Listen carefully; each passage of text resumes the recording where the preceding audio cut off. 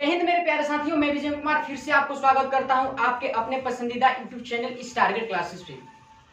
मेरे प्यारे साथियों, आपको पता होगा कि अभी लगातार मैं आप लोगों के लिए इस चैनल पे हिस्ट्री का क्लास ला रहा हूं और फर्स्ट से मतलब पिछले वीडियो में मैं आप लोगों को भारत पर अरबों का आक्रमण के बारे में पढ़ाए हैं। आज हम अलग अंदाज में एक नए आक्रमणकारी जो मोहम्मद कासिम जैसे लुटेरे जो भारत को लूट कर लेकर चले गए थे, उसके बाद जब मोहम्मद गजनवी का बात किया जाता है तो मोहम्मद गजनवी भारत में आता है और भारत को बहुत ही बुरी तरह से लूटता है और लूट करके अपने देश अफगानिस्तान चला जाता है। और जब मोहम्मद गजनवी का बात किया जाता है तो मोहम्मद गजनवी रोते हुए अंत में मरता है। इस बात को भी मैं बहुत विस्तार से पिछले वीडियो में बताया हूं, लेकिन आज हम लोग पढ़ने वाले हैं किसका आक्रमणकारी यानी कि मोहम्मद गौरी के बारे में। जब भी मोहम्मद गौरी का बात किया जाता है तो जब मोहम्मद गौरी का जब बात किया जाता है तो भारत को गुलाम बना करके रख देता है मोहम्मद गौरी। भारत को गुलाम बना करके रख देता है मोहम्मद गौरी। और मोहम्मद गौरी का कुछ खास बात करें हम आपसे प्यारे साथियों, तो क्या भारत को सोने की चिड़िया कहे जाने वाले भारत को ये आक्रमणकारी मुट्ठी भर सेना लाते थे और कैसे भारत को गुलाम बना देते थे, भारत को लूट लेते थे।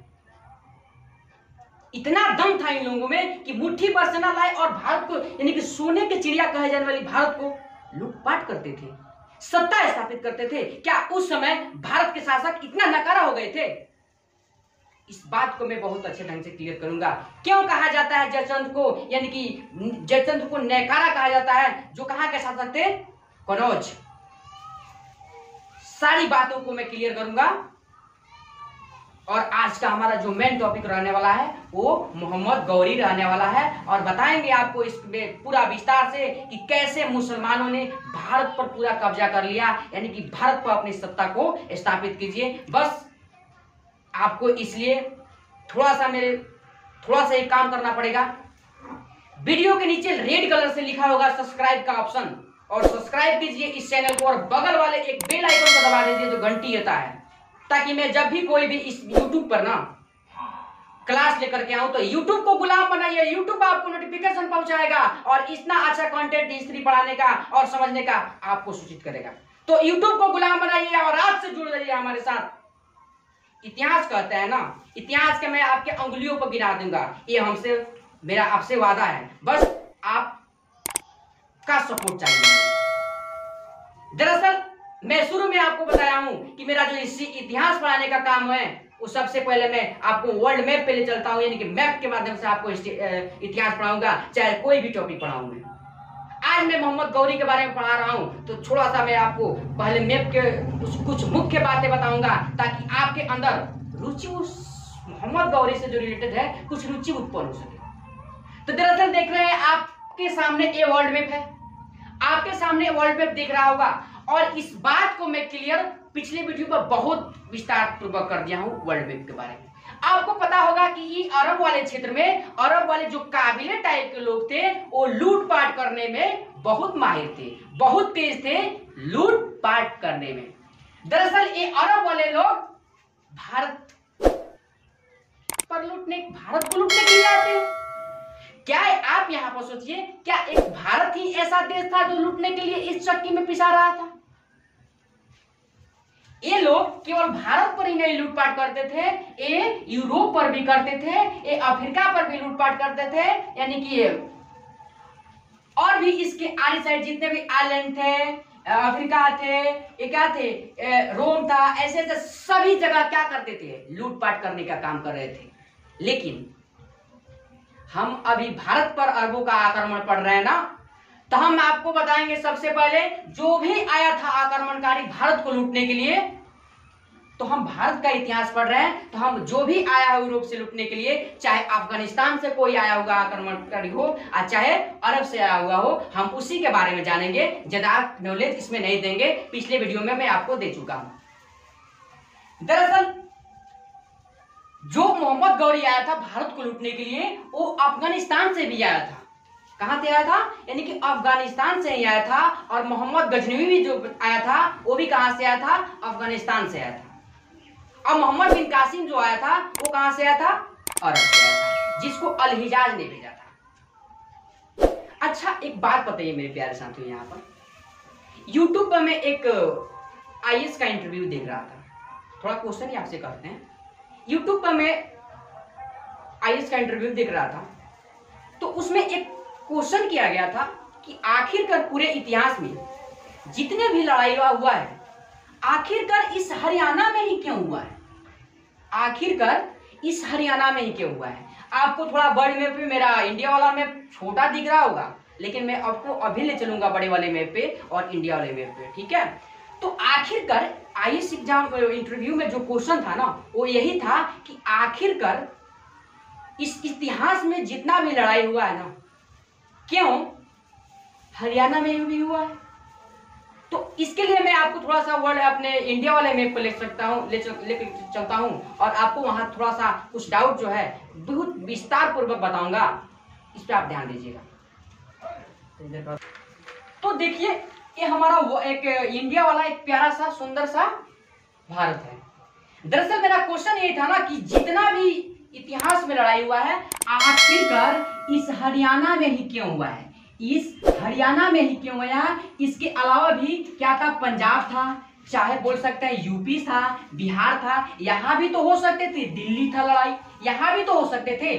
तो इसका कारण यही था ना, इसका कारण यह था मेरे प्यारे साथियों कि इस भारत के एक बीच बीच एक श्रृंखला पाया जाता है, जिस श्रृंखला का नाम है क्या?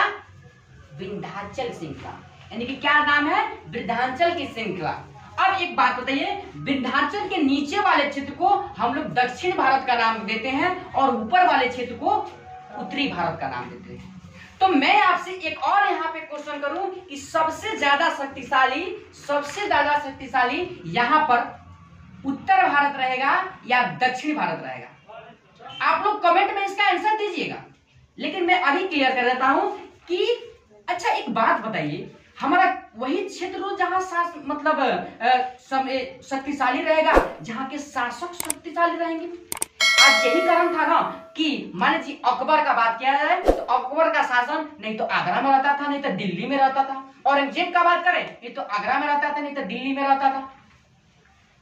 चंद्रगुप्त मौर्य का बात करें तो बिहार के पाटलिपुत्र में रहता था। और सबसे बड़ा एक युद्ध का बात मैं करूं, जिसे महाभारत, वो भी कहां लड़ गया? हरियाणा में ही, यानी कि हरियाणा के कुरुक्षेत्र में ही।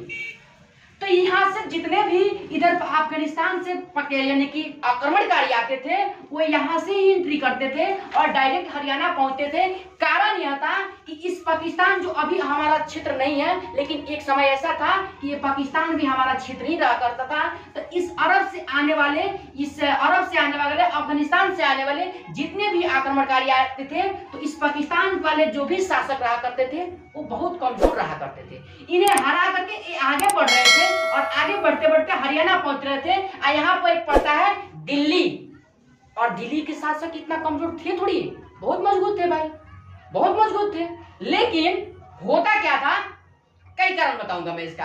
आप एकदम अपनी दृष्टि को दौड़ाइएगा, अपने दिमाग को लगाइएगा, ठीक है? देखिए, तो होता था ना, यहाँ से हरा करके यहाँ, यानी कि जितने शासक कमजोर होते थे ये हरा करके ये इसी रास्ते से आगे बढ़ रहे थे। और यहाँ दिल्ली वाले शासक जो भी बैठ रहे थे, अब दिल्ली के पास ही तो पड़ता है ना।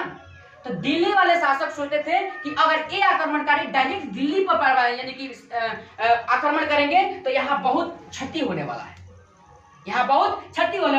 तो यहाँ से जो भी शासक हुआ करते थे वो हरियाणा चले जाते थे और इधर से अफगानिस्तान से आए आक्रमणकारी यही पर इनका मुलाकात हो जाता था।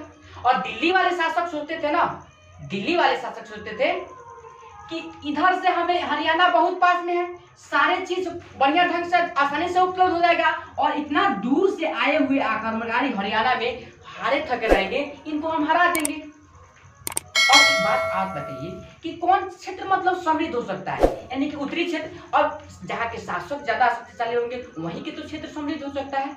और समृद्ध होने के बारे में यानी कि उस क्षेत्र का एग्रीकल्चर अच्छा होना चाहिए। अगर एग्रीकल्चर अच्छा होगा तो हमें फसल अच्छा मिलेगा, वहाँ के किसान जो रहेंगे अपने शासक को टैक्स देंगे तो हमें क्या होगा, यानी कि आर्थिक कंडीशन सुधरेगा ना।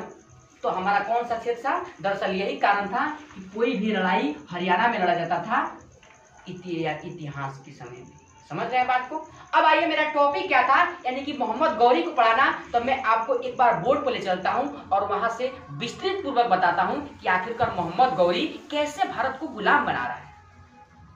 और मेरा टॉपिक रहने वाला है क्या, मोहम्मद गौरी।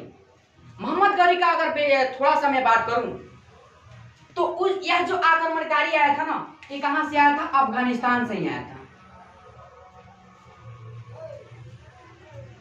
कहां से आया था मेरे प्यारे साथियों, अफगानिस्तान से आया था। और मोहम्मद गजनवी भी आया था कहां से, अफगानिस्तान से, लेकिन वो लूटपाट करने के लिए आया था या सत्ता स्थापित कर रहा है, भारत को गुलाम बना रहा है, पहले ही शुरू में बोल दिए। अब देखिए, उस समय जब मोहम्मद गौरी आया था तो अफगानिस्तान में एक वंश चलता था। क्या चलता था, एक वंश चलता था। जिस वंश का क्या नाम था, सस्वानी वंश नाम था, जो गारे प्रदेश अफगानिस्तान में पड़ता था। यानी कि उस समय जब मोहम्मद गौरी भारत पर आक्रमण करने के लिए आया था तो उस समय अफगानिस्तान में एक वंश चलता था, जिस वंश का नाम था सस्वानी वंश, जो अफगानिस्तान के गारे प्रदेश में आते थे। अब देखिए, इस वंश का संस्थापक एक था जिसका नाम क्या था, कुतुबुद्दीन हसन। यानी कि सस्वानी वंश का जो संस्थापक था वो कौन था, कुतुबुद्दीन हसन। और इस कुतुबुद्दीन हसन ने भी अपनी राजधानी को गजनी ही बनाया था। ठीक है, गजनी ही बनाया था। और इतना बात समझ गए। अब देखिए, इस कुतुबुद्दीन हसन को 6 बेटे थे। कितने, 6 बेटे थे। जब कुतुबुद्दीन हसन का देहांत हो जाता है तो इन 6 बेटों के बाद एक नया शासक बनता है जिसका नाम क्या था, महमूद गौरी कहिए, चाहे शिहाबुद्दीन कहिए, चाहे मुइनुद्दीन कहिए, इसे कई नामों से जाना जाता है। एग्जाम भी आपको अगर पूछ दे कि मोहम्मद गौरी के कितने नाम हैं या इसमें से कोई भी दिखे तो मोहम्मद गौरी को शिहाबुद्दीन भी कहते हैं, मुइनुद्दीन भी कहते हैं। और यह शासक कब हुआ, जब कुतुबुद्दीन हसन के 6 बेटे थे और कुतुबुद्दीन हसन के मर जाने के बाद इस 6 बेटों को अगला जो शासक हुआ वो कौन हुआ, यानी कि महमूद गौरी हुआ। इतना बात समझ रहे हैं, ठीक है। अब देखिए, जब मोहम्मद गौरी भारत की तरफ बढ़ रहा था तो सबसे पहले मोहम्मद गौरी ने 1175 ईस्वी में मुल्तान जैसे शहर पे क्या किया, आक्रमण किया। अगर मुल्तान शहर का बात करें हम ना, तो मुल्तान शहर को स्वर्ण नगरी के नाम से जाना जाता था। वो मोहम्मद कासिम जो आया था लूटपाट करने के लिए, उसी समय इस मुल्तान शहर को किस नाम से जाना गया, यानी कि स्वर्ण नगरी। क्योंकि यहाँ से बहुत सारे सोना को लूट करके लेकर के मोहम्मद गौरी हुआ चाहे कासिम हुआ, दोनों गया। तो इसका फर्स्ट आक्रमण 1175 ईस्वी में महमूद गजनी ने क्या किया, मुल्तान पर आक्रमण किया। और मुल्तान पर आक्रमण करने के बाद उस समय वहां के शासक जो हुआ करते थे वो कौन थे, यानी कि भीम द्वितीय कहिए या भीम बादेल कहिए या मुलबन कहिए, इससे भी 3 नामों से जाना जाता है। इसे भी 3 नामों से जाना जाता है। दरअसल ये जो क्षेत्र है ना, यानी कि मुल्तान, वे गुजरात क्षेत्र में आते हैं। और उस समय वहां के शासक कौन थे, यानी कि भीम द्वितीय। आपको पता होगा कि ये कोई कमजोर शासक नहीं था, एक बहुत ही शक्तिशाली शासक था, यानी कि चालुक्य वंश के ये शासक थे। कौन, भीम द्वितीय। अब जब आक्रमण मोहम्मद गौरी इन पे किया, यानी कि भीम द्वितीय पर, तब भीम द्वितीय बहुत ही बेरहमी तरफ से पिटाई करके इसका रफा दफा कर दी। तो आपको पता होगा मेरे यहाँ का कुछ ऐसे भी शासक गलत धारणा के हिसाब से चल रहे थे कि जब मोहम्मद गौरी यहाँ से हार करके वापस जा रहा था तो क्या ये चाहते भीम द्वितीय तो मोहम्मद गौरी का खात्मा नहीं कर देते, क्या हम छोड़ते, लूटने के लिए आ रहे हो भाई। अगर एग्जाम्पल लेके समझाऊं कि भारत में लोग सर्प को, सांप को पूजते हैं, और वही सांप अगर आपके बेड पर जाके बैठ जाए तो आप कहेंगे लाओ रे लाठी और खत्मा कर सांप, बोलिएगा कि नहीं। तो ये जो जहरीले सांप मोहम्मद गौरी जब चुपचाप यानी कि बुरी तरह से हार गया भीम द्वितीय को, तब भीम द्वितीय उसे मार नहीं देता। अब देखिए क्या कर रहा है, ये जैसे भाग रहा था मोहम्मद गौरी नो, तब भीम द्वितीय का मानना था कि जो व्यक्ति युद्ध से पीठ दिखा करके भाग रहा है उस पे आक्रमण नहीं करना चाहिए, नहीं करना चाहिए। अब इसका क्या हुआ, इसका हारने का कारण मोहम्मद गौरी का क्या हुआ पता है आपको? इस युद्ध में भीम द्वितीय की मम्मी जो माता दी थी वो साथ दे रही थी, जिनका नाम क्या था, नायिका देवी नाम था। वो भीम द्वितीय की माता थी और इस युद्ध में भीम द्वितीय का साथ दे रही थी। अब बताइए आप, अगर आप किसी युद्ध में लड़ रहे हैं, आपकी मां साथ हो, तो क्या उस युद्ध के आप हार सकते हैं? नहीं हार सकते। तो बहुत बेरहमी ढंग से यहाँ से पिटा करके मोहम्मद गौरी गया कहाँ, अफगानिस्तान। अब देखिए अफगानिस्तान गया तो मोहम्मद गौरी जानते हैं हंस के क्या कर रहा था, अरे भीम द्वितीय तूने मुझको छोड़ दिया, लेकिन मैं अगर तेरे जगह पर होता ना तो वहीं पर तुम्हें खत्मा कर देता, तेरा राम नाम सत्य करके रख देता मैं। इस बात को ये समझ रहे थे। और मोहम्मद गौरी जब अफगानिस्तान चल गया तो यहाँ से हार करके गया था, तो क्या वो शांति बैठने वाला था? क्या वो शांति बैठने वाला था? नहीं बैठने वाला था। अब देखिए क्या होता है, होता क्या है, जब यानी कि भीम द्वितीय ने मोहम्मद गौरी को हराया तो भीम द्वितीय की माता यानी कि नायिका देवी मूल राज के रूप में भीम द्वितीय का क्या कर रही थी, मदद कर रही थी। यही कारण था कि क्या मोहम्मद गौरी यहाँ पर हार जाता है। क्या होता है? हार जाता है। अब देखिए क्या होता है, ये अफगानिस्तान जाने के बाद 1186 ईस्वी में लाहौर पर आक्रमण करता है और वहां के प्रथम शासक मालिक खुसरो को मार डालता है। यानी कि अफगानिस्तान जाने के बाद मोहम्मद गौरी जाने के बाद वहां पर 1186 में लाहौर पर आक्रमण करता है और वहां के प्रथम शासक यानी कि मालिक खुसरो को मार डालता है। यानी कि कह सकते हैं यहाँ पर अब यामनी वंश का अंत हो गया। क्या हो गया? यामनी वंश का अंत हो गया। अब देखिए, अब यहां से ये रुकता नहीं है, ये आगे ही बढ़ता है। कौन? मोहम्मद गजनवी। आता है एक समय आता है, इसको मोस्ट इंपोर्टेंट क्वेश्चन लगा लीजिएगा। एक समय आता है 1191 ईस्वी में जब तराइन का युद्ध होता है, प्रथम युद्ध होता है। क्या होता है? तराइन का प्रथम युद्ध होता है। दरअसल ये तराइन क्षेत्र है ना, ये कहाँ है? हरियाणा में ही है। हरियाणा में ही क्या है? हरियाणा में ही है मेरे प्यारे साथियों। क्या है? हरियाणा में भी है। यहाँ पर तराइन का प्रथम युद्ध होता है, वो भी किसके साथ? पृथ्वीराज चौहान के साथ। किसके साथ? पृथ्वीराज चौहान के साथ। पृथ्वीराज चौहान। आप देखिए यहाँ पर समझिए, जो पृथ्वीराज चौहान थे ने, ये गुजरात यानी कि अजमेर के एक बहुत बड़ी शक्तिशाली शासक थे, जो राजपूत शासक थे। कौन शासक थे? राजपूत शासक। ध्यान लगाइएगा मेरे प्यारे साथियों, जो पृथ्वीराज चौहान थे वे राजस्थान के एक राजपूत शासक थे और बहुत शक्तिशाली शासक थे। इनका भी कुछ धारणा वैसे ही था, क्योंकि हम भारतीय हैं ना, ईश्वर पर ज्यादा विश्वास रखते हैं। क्या यार, कोई लूटने आ रहा है, लूटने तो उससे क्या मतलब है, भारत कहीं भी लुटाए, किसी मतलब कोई दिक्कत नहीं है। ऐसे घटिया, लेकिन इसके पास शक्ति बहुत था। राजपूत शासन का बात किया जाए ना, तो राजपूत अगर चाहते ना तो कितना ऐसे भारत को गुलाम बना करके अपने पैरों में रखते हैं। लेकिन इनका मानना है, धारणा ही कुछ गलती था। धारणा क्या था? जो राजपूत शासक राजस्थान के थे, पता है क्या धारणा था? ये कहते थे अगर हम, ये अजमेर के शासक थे, अजमेर पर अगर शासन कर रहे हैं ना तो हम अजमेर पर ही शासन करेंगे। अगर किसी दूसरे जगह जाकर के शासन करेंगे ना तो अभी आक्रमणकारी आकर के हम पे आक्रमण करेगा। अगर हम दूसरे जगह जाकर के शासन करेंगे तो वह आक्रमणकारी दूसरा आएगा, हम पे शासन कर मतलब युद्ध करेगा, हमसे आक्रमण करेगा, हम पे आक्रमण करेगा। ऐसी गलत धारणा बना लिए थे। अब देखिए होता क्या है, 1191 में तराइन का प्रथम युद्ध होता है और एसएससी दिल्ली पुलिस इस क्वेश्चन को कितना बार रिपीट किया? 1191 में तराइन का प्रथम युद्ध होता है और इस तराइन के प्रथम युद्ध में क्या होता है कि यहां से भी मोहम्मद गौरी का क्या होता है, बहुत बेरहमी ढंग से पिटाई हो जाता है, कुटाई हो जाता है और मोहम्मद गौरी हार जाता है। यहाँ पे भी यही मूर्ख राजपूत शासक गुस्सा आता है यार, जब भी मैं ऐसे इतिहास पढ़ाने का काम करता हूँ, जमीन के बारे में इतिहास पढ़ाता हूँ, तो भारत के शासक पर मतलब बहुत गुस्सा आया था। इतना निकम्मे थे ना ये लोग, इतना दम थोड़ी था कि छोटा सा सेना लाए और भारत को लूट करके लेकर चले जाए, वो भी सोने का चिड़िया कहे जाने वाले भारत को।